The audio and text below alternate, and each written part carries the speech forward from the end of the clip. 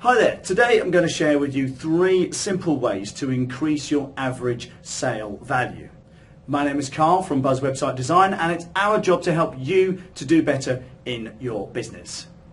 Okay, so there's 3 ways of growing your business typically, and that's and get more customers, get your customers to spend more, and get your customers to spend more frequently. And I'm going to cover the middle of those 3 because a lot of people misunderstand how to get more value out of their customers and how to increase the sale value. And it's not just as simple as trying to sell more stuff. There are other strategies that you can use. So first things first, and it's a really, really big topic, and I would ask you to seriously think about this question. When was the last time you put your prices up?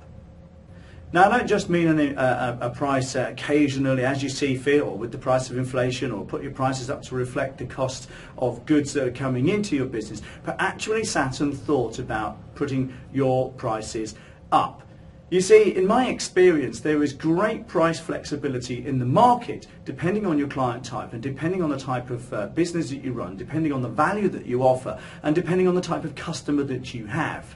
And oftentimes I hear people saying, well, I can't put my prices up because people are price sensitive these days. Well, I promise you that if price was an issue, the companies like Rolex and BMW would have been long gone. Price isn't really the issue. It's often about the value that you create in the mind of your customers. Now, I do know that there are times when putting your price up can be detrimental, and many retail establishments would see that as a potential threat to their business.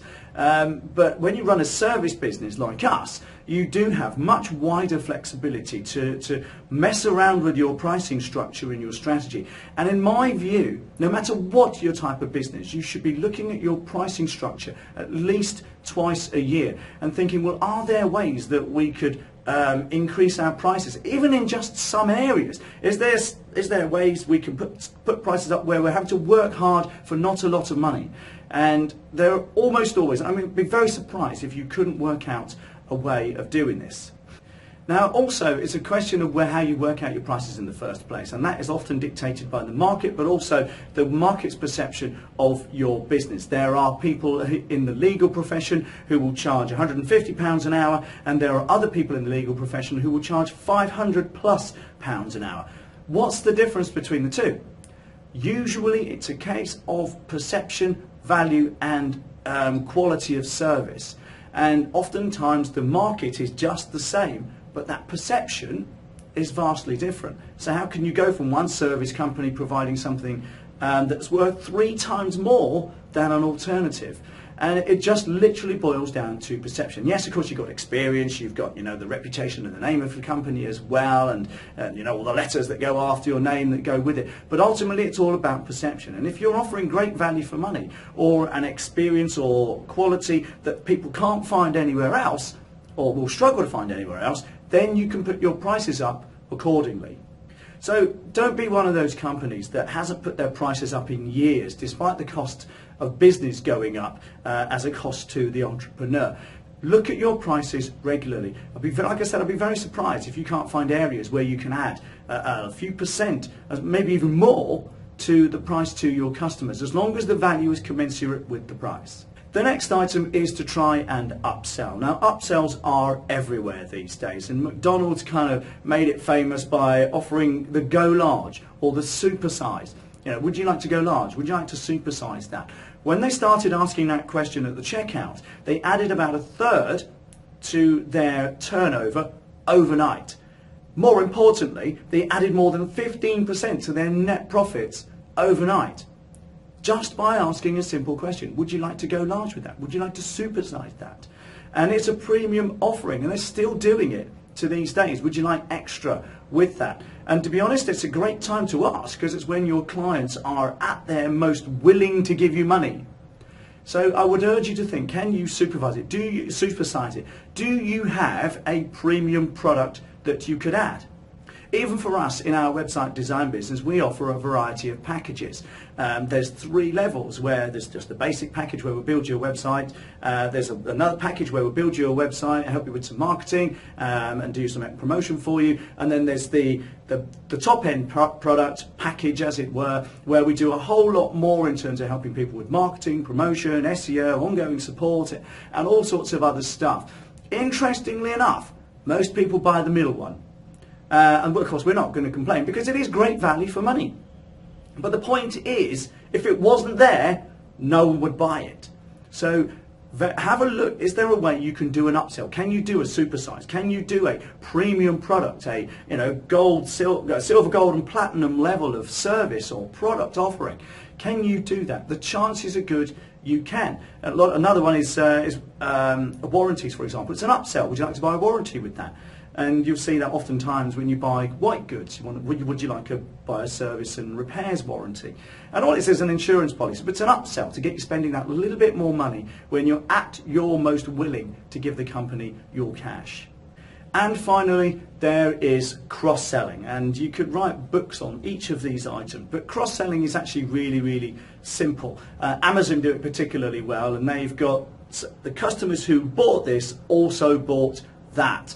And the reason they do it is because it works. And it's often a related product, but it's not specific to the product. It's not like selling batteries to go in a remote control car. That's an upsell. A cross-sell would be, why don't you buy this obstacle course for your remote control car? That's a cross-sell. It's related to the product, but it's not integral to the product. Now the chances are good you could do a lot of cross-selling. Financial services is a classic for this, whereby if somebody buys a pension from you, then can you sell them life policies? Can you look at their mortgages? Can you look at their other financial arrangements for their family? Because it's one customer, and you can sell a variety of different things. This element is just low-hanging fruit. You should always try and look to sell more items of a variety of things to the same customers, simply because if they bought from you once, you've engendered their trust, and that way they trust you more. And if you're making them favourable offers to buy different stuff, then because they're already a customer, it's many times easier to sell to them. And you'll find this with all of the major online retailers. We're trying to offer you some bits and pieces to add on, and they keep on marketing to you a variety of different products based on their product line. Fishermen won't just buy fishing rods, fishing line, reels and bait. They'll buy fishing bags, they'll buy stools, they'll buy shelters, they'll buy fishing clothing, loads of nets and all sorts of other stuff. And the best thing to do is, if they're buying one thing from you, is to try and sell them all these other things over time. Now I know there isn't a single business out there, unless you just sell one product, and I have one client who does just that, there's very little that you can't do here. In our business we don't just build websites, we help people with their marketing, we offer marketing coaching, we do SEO services, we do blog writing services, we do design services. When somebody buys a website from us, they get to hear about all these other things that we can do. Some buy, some don't, so what? But if they didn't get to hear about it, none of them would buy. And it really is that simple. So have a look for ways of cross-selling. Can you sell more stuff to the same client, even if it's a variety, even if it's a variation, or not even related to what they bought in the first place? And Amazon are really, really good at this. Amazon want us to buy everything from Amazon, so they promote as much as they possibly can to us as customers. And so they are a good example of a company that does very, very well at upselling and cross-selling.